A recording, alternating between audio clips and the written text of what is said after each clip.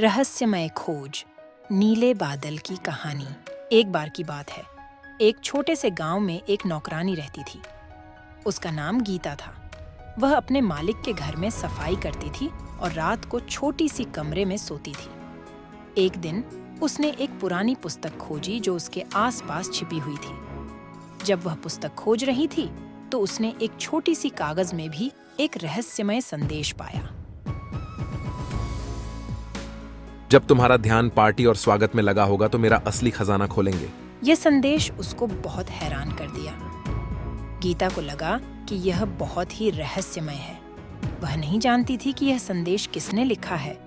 उसने तुरंत यह सोचा कि क्या यह संदेश वास्तव में सच है या फिर किसी की शरारत है?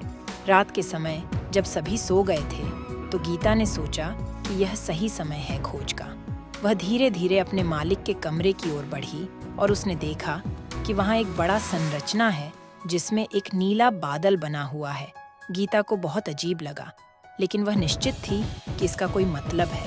वह धीरे धीरे पास बढ़ी और उसने बादल को छूने की कोशिश की, और जैसे ही वह छूने वाली थी, बादल गायब हो गया। गीता ने हैरानी से देखा। फिर उसने एक बड़े बक्से में देखा जिसमें एक और संदेश था। सच्चाई तुम्हें वहां मिलेगी जहां तुम्हें लगता है वह होना चाहिए। यह संदेश पढ़कर उसने समझा कि असली खजाना उसके सोच के बाहर है। उसने बक्से के अंदर देखा और वहां उसने अपनी आत्मा की सुनिश्चित की। उसे एक बड़ा आत्मा और उसकी भाग्यशाली किस्मत मिली। इससे गीता ने सीखा कि जिंदगी में सच्चाई कभी कठिनाइयों के पर्दे से छिपी होती है और हमें हमेशा विश्वास और साहस बनाए रखना चाहिए।